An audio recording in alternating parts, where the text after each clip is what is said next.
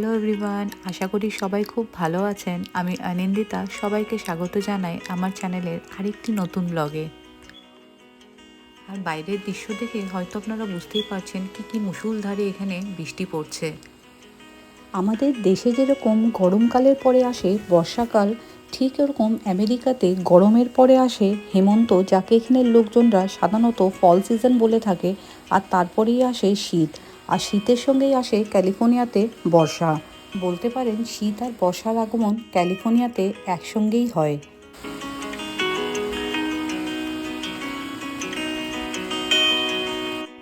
আর এই বৃষ্টি ভেজা দিনগুলোতে খাবারের কথা যেটা সবচেয়ে প্রথমে মাথায় আসে ওইটা হচ্ছে গরম গরম খিচুড়ি।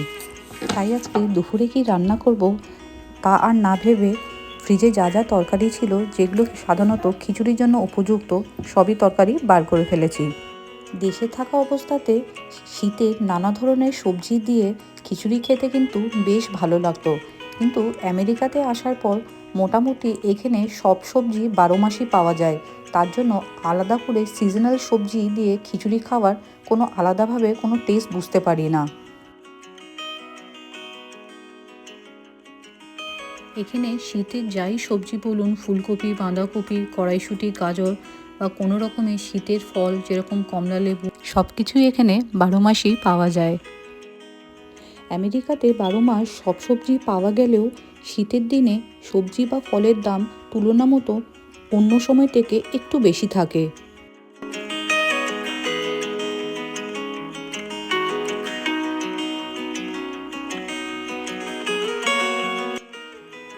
ক্যালিফোর্নিয়াতে যখন 3 বছর আগে প্রথম এসেছিলাম, তখন এই শীতের সঙ্গে বর্ষার কম্বিনেশনটা কিন্তু বড্ড আজব লেগেছিল। একই শীত, আবার তার উপরে বর্ষা।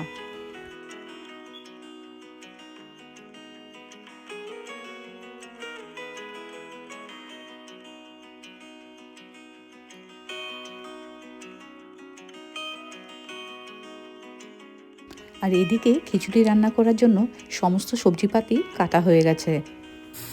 তারপরে একে একে করে সব সবজিগুলোকে হালকা করে একটু ভেজে নেব।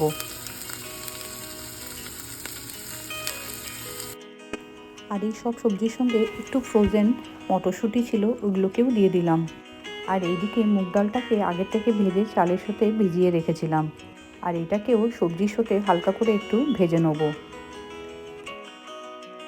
ছোটবেলাতে শীত মানেই ছিল আমার কাছে ছুটির দিনগুলোতে ঘরের বারান্দায় রোদে ঘরের সমস্ত লেপ আর বালিশ রোদে দেওয়া।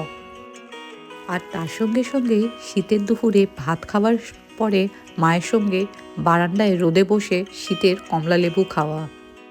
আর শীতের দিনে মা কচুরি বানাবে বলে মায়ের সঙ্গে রোদে বসে বাবার বাজার থেকে আনা এক ভর্তি মটরশুঁটির প্যাকেট মার সাথে বসে বসে রোদে ছাড়ানো। আজও ছোটবেলার ওই দিনগুলোকে বড্ড মিস করি। আর যে জিনিসটার জন্য সবচেয়ে বেশি এক্সাইটেড থাকতাম ওইটা হচ্ছে শীতের পিকনিক। আর ওইসব পিকনিকে কি আনন্দটাই না হতো। আর তার সঙ্গে সঙ্গে আমার একটা বড্ড প্রিয় জিনিস ছিল মায়ের হাতে ক্রিসমাসের দিনে টুটি ফুটি দিয়ে বানানো ঘরের ফুড কেক। আর এদিকে গোল গোল করে কেটে আলু ভাজাও বসিয়ে দিয়েছি খিচুড়ির সঙ্গে খাওয়ার জন্য।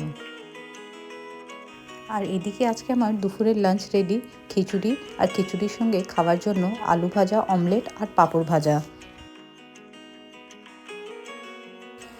আর এইদিকে বৃষ্টি থামার কোনো নাম নেই, সে সমানে তখন থেকে বৃষ্টি পড়ে যাচ্ছে।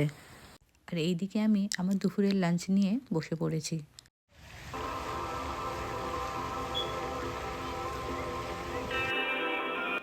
এই ভিডিওটা হচ্ছে অন্য আরেক দিনের ভিডিও। সেদিন আমরা আর আমাদের দুজন বন্ধুরা মিলে আমাদের ঘরের পাশেই একটা রোজ গার্ডেন আছে, ওইখানে আমরা বিকেলবেলা ঘুরতে এসেছিলাম। অবশ্য এই রোজ গার্ডেনে আসার সবচেয়ে বেস্ট টাইম হচ্ছে এপ্রিল থেকে জুন মাস পর্যন্ত। ওই টাইমটাতে এই পার্কটা অসম্ভব সুন্দরভাবে চারিদিকে নানা ধরনের গোলাপে সেজে ওঠে। এই রোজ গার্ডেনটার নাম হচ্ছে স্যান হোসে মিউনিসিপ্যাল রোজ গার্ডেন, যার টোটাল এরিয়া স্পেস হচ্ছে 5.5 একরের মতন। আর এই রোজ গার্ডেনে 200-র কাছাকাছি বিভিন্ন ধরনের গোলাপের ভ্যারাইটিস আছে। আমরা এখন যে গোলাপগুলো দেখছি এটা হয়তো এই সিজনের লাস্ট গোলাপ।